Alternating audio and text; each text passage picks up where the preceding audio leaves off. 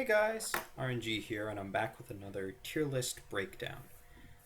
Before we start, a little bit about tier list. As of this week, we are now moving in officially into bi-weekly tier lists, and they will be released on Thursdays. So this is the week of September the 8th, and the next tier list will come out on September the 22nd, and then 2 weeks after that, and so on and so forth. So let's get right into it. Looking at the top of the tier list, we've got Party Hour returning as the top slot. Party Hour is a deck, if you haven't heard of it before, based around Scouting Party, Champion of Cunning, and Witching Hour in order to play Champion of Cunning with a couple of tokens to enable a quick kill. Players have attempted to react to this deck, but have been unsuccessful of knocking it out of the top spot. As the counters become known, the Party Hour decks are adapting, and they become less effective as counters. There's been nothing that's been able to totally take it down yet. Now, one of the decks that did show up specifically as a counter to the Party Hour deck is Stonescar Jito, which is at the bottom of our Tier 1 decks here. Stonescar Jito is basically every 1-drop you can think of plus Frontier Jito to give them charge. And it just aims to end the game by turn 3 or 4 by dumping its hand on the battlefield. This worked for a while, but players reacted, started playing Lightning Storms, Plagues, and what have you, which you really did need to beat this deck. And it's been toned back a bit, both in popularity and in win rate by that. So that is a new variant. Some of the decks do play Queen, but they are quite different from the Stonescar Queen decks of old, just because of the reliance on 1-drops, no 2-drops. The 3-drops they're playing are non-standard ones. Some play Rally, some play the Scepter, some play none at all, some play Assembly Line. So it's a quite a different deck, and we've moved into more distinctions between archetypes here. You'll notice that there are 3 distinct Combray archetypes on here, and 2 of them are in Tier 1, so we'll talk about them first. First we have Aggro or Tempo Combray. Tempo Combray is a list that Jace Bellerin, was one of the creators of. It's focused around using all the great 2-drops available in Combray, notably Crownwatch Paladin and Awakened Student, and suiting them up with Gilded Glaives and Vodacon's Staff, while using the tempo elements of Praxis Displacer, Teleport, and Slow to disrupt your opponent and allow you to actually beat down with these eventual 4/4s and 5/5s. Now, not everybody plays the Slows, the Teleports, and the Praxis Displacers, but with Slow turning out to be a really good card against Party Hour, the deck has come up a whole lot. Silverwing Familiar and Karmic Guardian as inclusions allow it to race Jito quite well with the boosted lifesteal, and it generally puts a lot of creatures on the board and puts you under a lot of pressure. Protect is quite good in the list as well against any removal, since most of the removal that's out right now is either Shadow or Harsh Rule, and so it's expensive and clunky and well countered by that. So that's a list that's come up a whole lot. Sticking around and refusing to die, usually in the 3rd or 4th slot on the Tier 1 list, is Mid-Range Combray. Mid-Range Combray is different from the various other Combray lists in that it's right in the middle. It generally does not play any non-Desert Marshal 2-drops, although some do, and it generally does not play any 6-drops, although some do. It's right in the middle of the line there. They play the core of Seraph, Dawnwalkers, Sandstorm Titan, and Martial Ironthorn are the most common ones, although they have a whole number of tech choices depending on what they want to beat. Combray Healer is a popular choice against aggro. Valkyrie Enforcer sees a lot of play. Some people are moving to Steward of the Prophecy to deal with Champion of Cunning. But basically these guys are the middle-of-the-road beaters, and they are absolutely loving this metagame, because any deck that's warped itself in order to deal with the super quick rush of Stonescar Jito generally has trouble with mid-range Combray. So too any deck that's warped itself up in order to deal with Party Hour, as they sit with their sabotages and their backlashes in hand while you just beat them down with a 5/6. So Combray, Jito, and Hour are basically the trifecta of the metagame. If you don't have a good matchup against 2 of the 3 of these decks, you're going to have a very difficult time on ladder, since these will make up the bulk of your opposition. The fifth tier 1 deck, and the one that's right in the middle there, is Rakano Warcry. Despite all of the nerfs aimed at its head and the metagame turning against it, Rakano refuses to die and presents a fast aggressive clock that builds tall now, which is great because everybody is teching against the go wide strategies of Party Hour and Stone Scar Jito. It can outrace Combray, especially the higher end versions, and the lifesteal units allow it to outrace the aggro matchups, although of course good draws depend on that on both sides. It also does have enough speed to go underneath Party Hour, especially if they're not one of the heavy interaction versions, so that's a fine matchup for them. So Rakano Warcry has the potential to beat all of the other tier 1 decks, which puts it solidly in tier 1 here. So those are the tier 1 decks for the moment. Party Hour returns, the rest are mostly mainstays. Tempo Combray has been making a huge surge recently, mostly because people didn't know about it or like it too much beforehand, but it's well situated right now and it's getting a lot more popularity. And Stone Scar Jito is just an entirely new list. People played Jito before, but they rarely committed to the number of 1-drops required to make it good.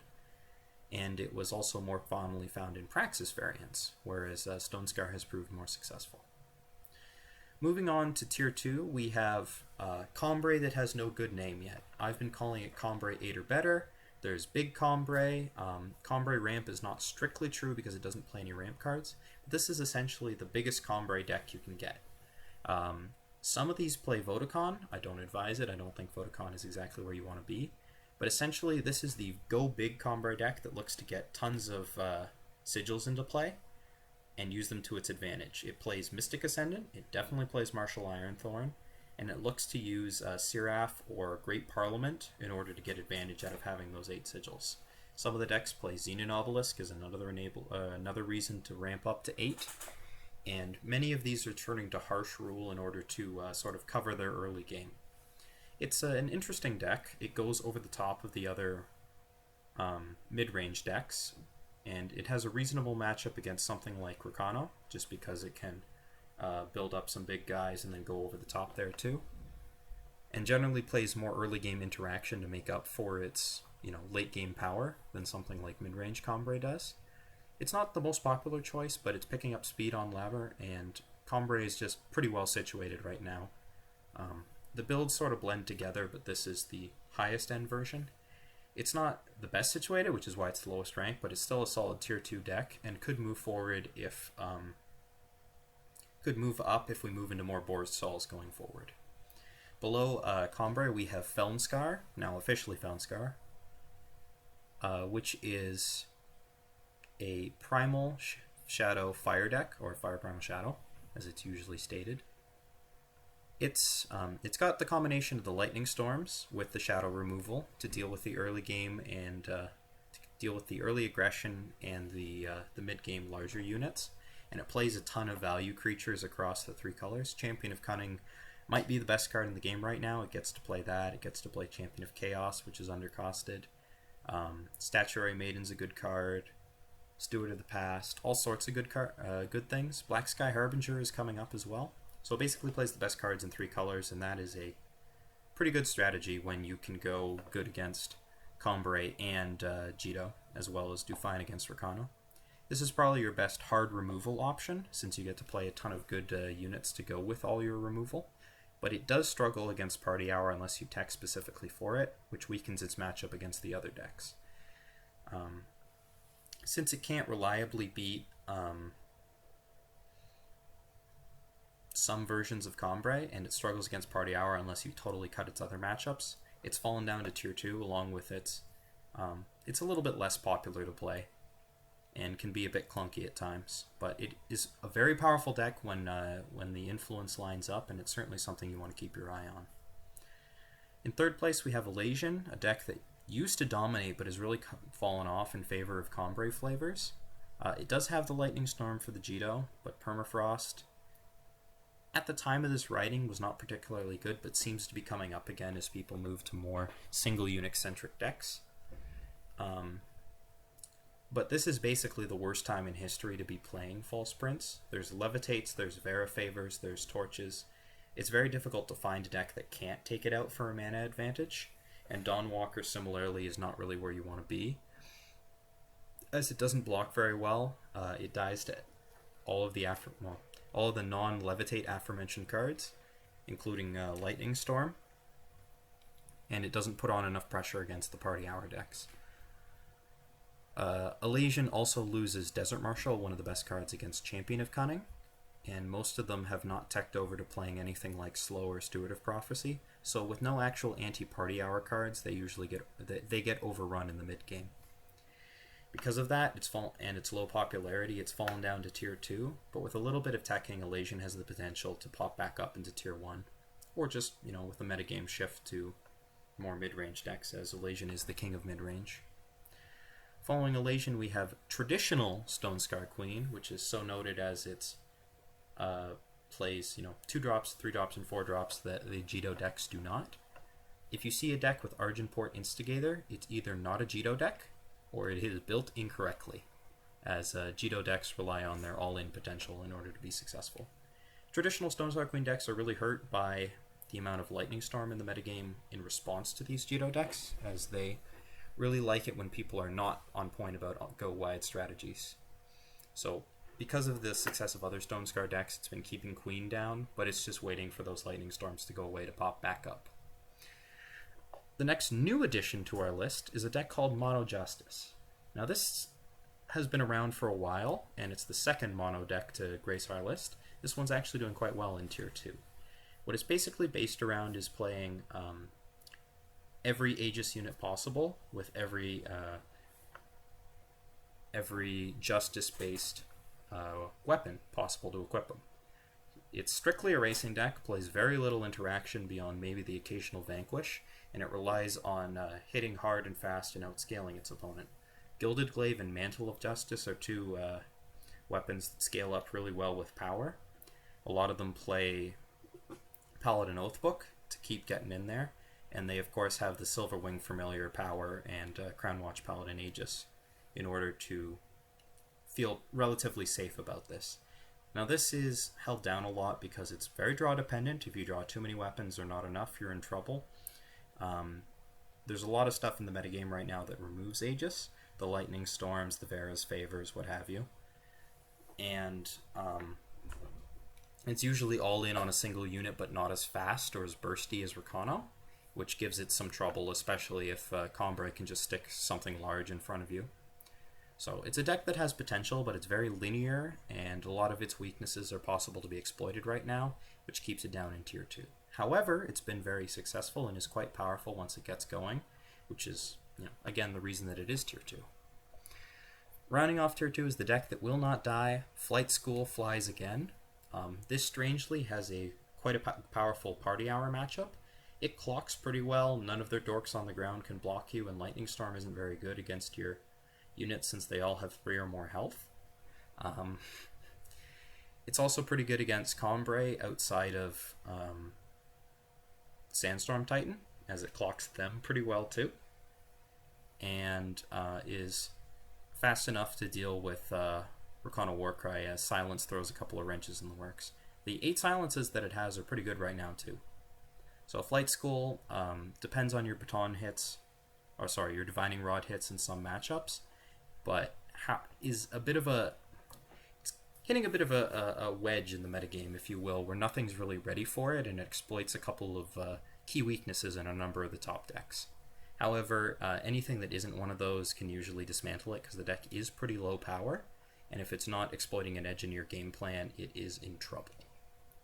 In Tier 3, we have Time Justice Primal Control, which is formerly Cameralist Control. Now, I have officially moved over on the naming of this, even though Camelus was originally my name for the deck, because there are a lot of new players nowadays that have no idea where the Camelus name comes from, and it really doesn't make any sense unless you played when Camel Control was a deck, because it is certainly not now. So I'm moving into the more general name that everyone can understand. In case the deck still doesn't make any sense to you, it is the control deck based around playing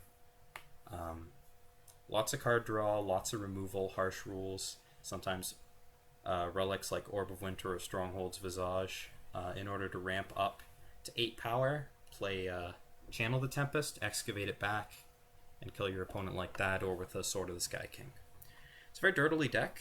You can build it to tech against a lot of the metagame, which has led to some good anti-party hour lists. The deck is naturally pretty good against Combray, especially since some Combray variants are dropping the Dawnwalkers, which were Control's biggest problem.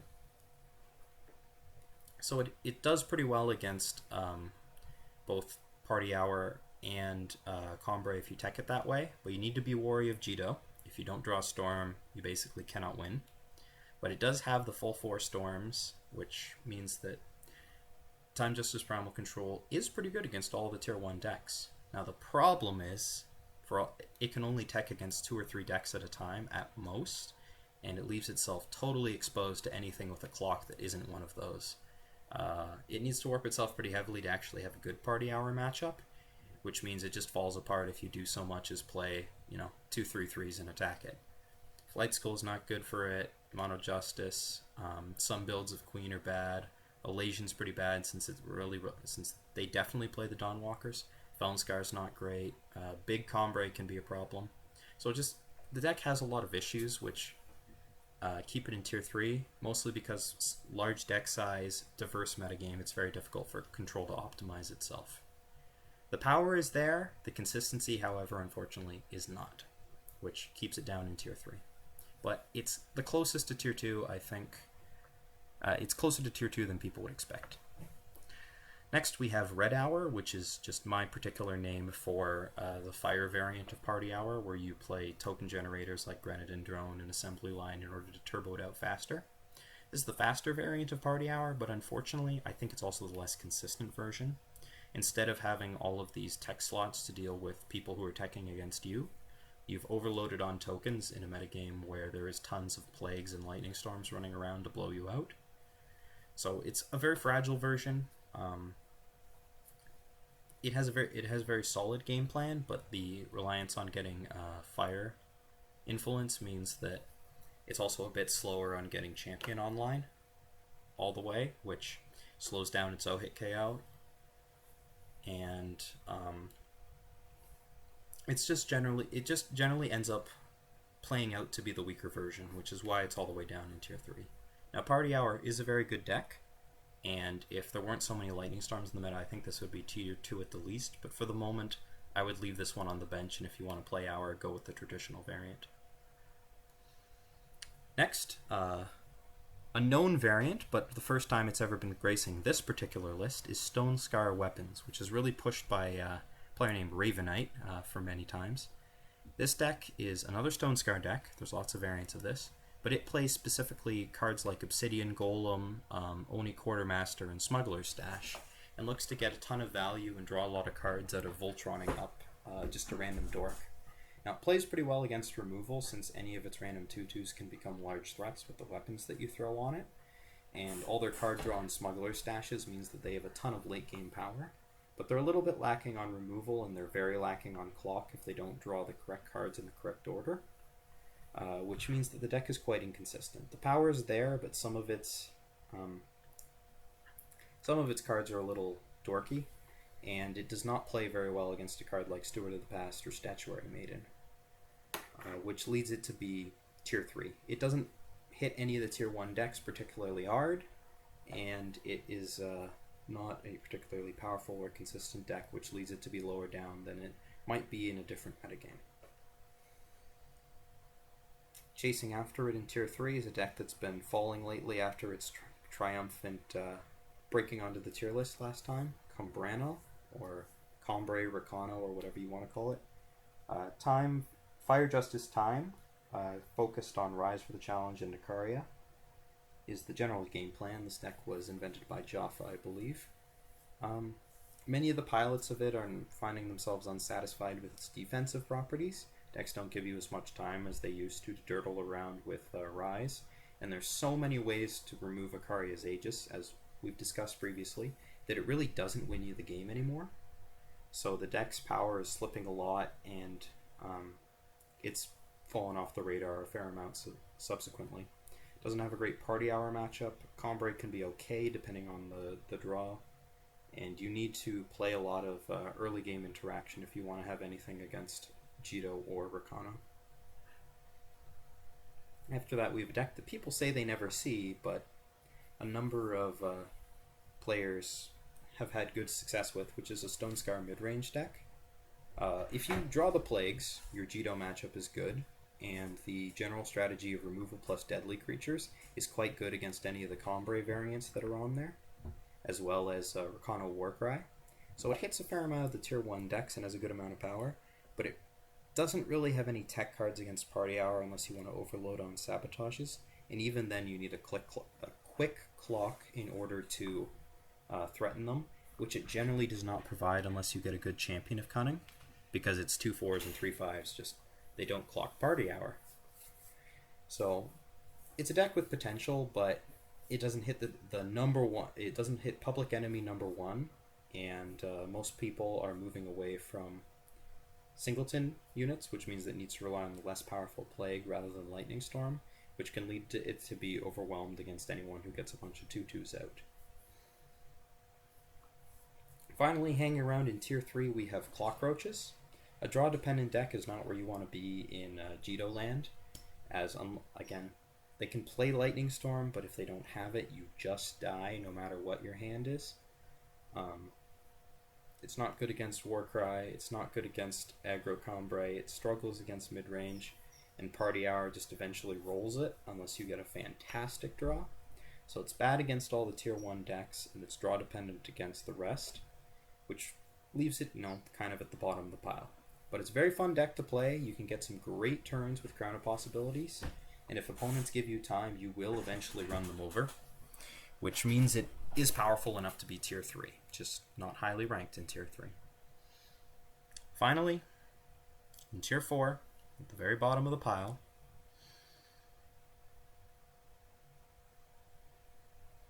we have a deck that makes me realize that my tier list is mislabeled. Over on the right there, we have Mono Fire hanging out in tier 4. That is not Mono Fire, that is actually Traditional Armory. Mono Fire aggro is tier 5 again. Spend some Stone Skies, go into Stone Scar, go into Rakano. You basically don't lose anything and you gain a whole lot by adding that second faction. I include it every week just for the specific purpose to say, add the second color. There is no advantage to being in fire. Flash Fire is not a good reason. It is almost always worse than Flame Blast. Now, Mono Justice has a reason to be monocolor, because Mantle of Justice really is actually quite a powerful card, but Flash Fire is not, and the second color just does so much for your aggro. Moving back to Traditional Armory, I'm going to have to get this tier list updated, or the graphic updated. Traditional Armory used to be top dog, and seeing it fall all the way down to tier 4 is very sad for me personally, who was a long-time Armory player. But the reasons for it are there. It does not have a good matchup against Party Hour, it just gets rolled. Jito's too fast for it. Warcry usually outpaces it. Combre outruns its weapons. It doesn't have... In fact, you're hard pressed to find a matchup that is good for Armory on ladder right now. And the deck just... No matter what colors you put into it, no matter what combination of spells or weapons you put into it, it doesn't seem to work anymore. And I believe that this is the case, that we have lost our way on what Armory actually is. And I have discussed this in more depth on a separate article called The Fall of Armory. But suffice it to say that Traditional Armory as it stands right now is almost completely off the radar, and I do not expect it to break back into this or any other metagame, as the other decks are just too refined right now, and Armory's game plan is just not good enough anymore. It's going to need some innovation in order to get back in. Now, moving on to the interesting unranked decks, a number of decks fell off the radar last tier list, and we talked about them then. But the number one deck that fell off here that is sort of interesting is Feln Midrange, or Feln Control. Mostly because Feln's a pretty good deck right now. Feln's in a great place. However, it's very difficult to distinguish between just a Feln Control or Midrange list and just an actual Party Hour list, because Scouting Party Corruption, or Champion of Corruption, and Witching Hour are just such good cards that you play them almost as 4-ofs anyways. Even if you're not playing all the enablers that Party Hour does for Witching Hour, Scouting Party does half the job by itself, which makes it very difficult to determine which decks are control variants of Party Hour and which decks are actual Felm decks. So until the Party Hour sort of dies down, if you will, and the Felm decks play enough cards to differentiate them, all Felm decks are essentially just Party Hour decks at the moment. Which is why it has been unranked. It's not that the deck isn't there, it's that we can't determine which decks actually are Felm. Now, the final deck that's completely gone is 4F Armory. Traditional Armory would be completely gone, but enough players have tried to stick it out and figure out how to get it to work that it still has ladder results, just very bad ones. And it's only the diehards that are left on that, playing mostly heavier shadow builds, I think, right now, playing a lot of main deck plagues and things. The 4F Armory players are not out in force, at least I haven't seen them personally. So that deck is gone. So looking at the tier lists, from where we are past, we have a number of new decks this week, which is quite interesting. And we're looking a lot more bulked up. Last week we were pretty thin to the ground. We had a number of new decks moving in, but 5 decks fell off the radar entirely. So it's good to see more innovation coming in to replace it. Moving forward, I would look to see if anything could dethrone Party Hour. Jito decks are probably going to fall off of Tier 1 as players are aware of them and are teching their decks to beat them, and you don't pick up as many free wins anymore. I believe the popularity and win rate will continue to fall, and it'll go down to Tier 2 or so. Arcana Warcry looks poised to stay in Tier 1. It's too good of a pressure deck with too many great draws based on stacked Warcry triggers. Combray variants will move around a bit. I think at least one will stay Tier 1, but I would not be surprised to see Elasian move up again, especially if Elasian decks start teching themselves against Party Hour. Felnscar is a deck that, if it was more popular and maybe a bit cheaper, would be seeing more play. And it has the potential to be Tier 1, although I don't think that it is able to beat all the current Tier 1 decks at the same time right now. So, at least not with current lists. So it could move up or down, but I'd expect it to stay the same. Mono Justice probably move down a bit. Once players, could move up or down. I would expect it to move down rather than up, since I don't think there's any more cards in Mono Justice that you can put in to make the deck better. And as more awareness comes of the deck, players will learn how to beat it, and it will be a bit less successful. Time Justice Primal Control. If somebody can find the list, it will be Tier 2 or Tier 1, I promise you. This is a deck with wings, and it just needs the build. And that's very difficult to do. Finding an optimal control build in any game is tough, this one especially because of the larger deck size and reduced redundancy of cards due to the small set that we have right now. But if you can find it and break it, it's going to go up. The rest of the decks down here, we'll see how much they're played. I think Stonescar Midrange is the deck with the most potential out of those. Weapons is looking for a bit of a different metagame than this, and I would be surprised if we still saw a ton of Combrano decks on ladder next week. Traditional Armory, I expect this to be gone, and I'm sure Monofire Allegro will be sticking around. Come hell, high water, or the tierless guy telling you not to play it, Monofire Aggro will always be a thing. So, this has been the tier list breakdown for September 8th, and as we're doing a bi-weekly thing, you'll hear from me next on September 22nd. I'll talk to you then.